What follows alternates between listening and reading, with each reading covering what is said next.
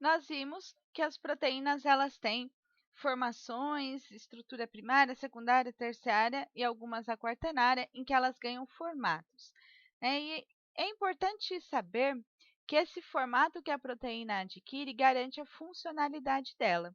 Então, o jeito como ela se enrola garante com que essa proteína seja funcional.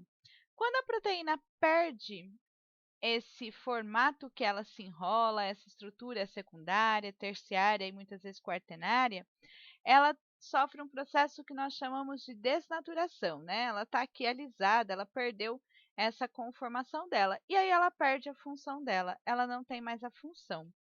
Então, o que é uma desnaturação de proteínas? É quando ela sofre uma mudança na conformação normal dela, sem modificar a estrutura primária. Ela continua tendo a sequência de aminoácidos dela, normal, mas ela alterou as propriedades e as atividades proteicas, por quê? Ocorreram alterações nas estruturas quaternárias, terciárias e, eventualmente, nas secundárias. Então, a proteína perdeu o formato, ela perde sua funcionalidade. Seria a mesma coisa que nós pegarmos uma chave que abre aquela fechadura da porta e nós derretermos a chave. Ela perdeu o formato dela, portanto, ela perdeu a função dela. Um exemplo é o alisamento capilar. Nós temos no cabelo uma proteína chamada queratina, e quando essa proteína ela é submetida a um calor úmido, ela perde a conformação habitual dela. O calor rompe essas ligações de hidrogênio e os outros produtos químicos empregados também rompem outras ligações. Porém, não é um processo definitivo. Quando o cabelo novo crescer, ele vai vir com a queratina na configuração natural dela e ela volta a ser, por exemplo, cacheado.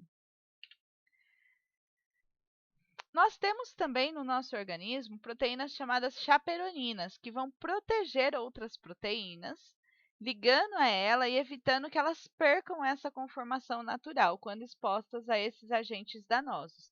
Então, o nosso corpo tem um mecanismo de proteção para que essa desnaturação não aconteça. Quem são os fatores desnaturantes? Quem causa esse processo nas proteínas? O excesso de calor, né? Nós falamos no alisamento, o calor para alisar o cabelo. A variação de acidez, alterando então o pH. Substâncias químicas, como ureia. E tudo isso pode romper as ligações que manteria a forma da proteína normal. E aí deforma ela, altera a estrutura secundária, terciária e ela perde a função dela.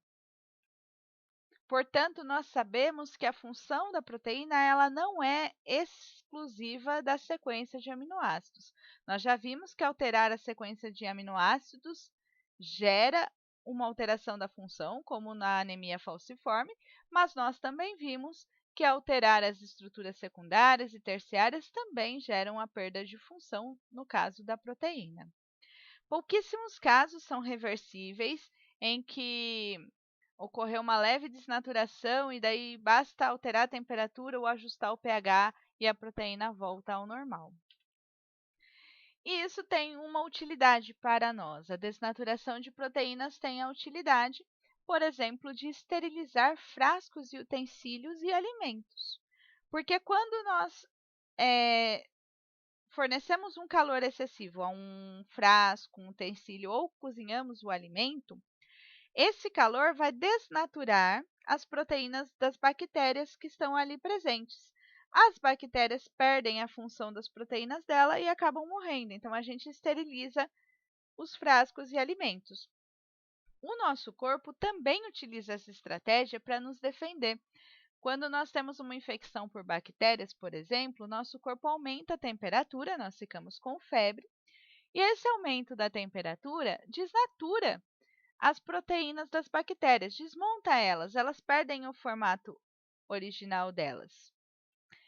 E aí, perdendo a função, o formato, elas perdem a função e a bactéria morre. O grande problema de você ficar com febre é que ela altera a sua temperatura do corpo e acaba desnaturando proteínas do seu sistema nervoso humano, que não era a intenção. E aí, se essas proteínas do sistema nervoso humano perdem a função, elas prejudicam o organismo e elas podem levar o ser humano à morte.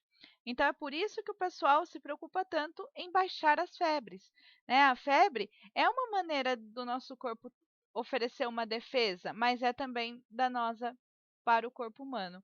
Então, por isso, ela tem que ser controlada o mais rápido possível. Pessoal, espero que tenham gostado e acompanhem na sequência a aula de enzimas.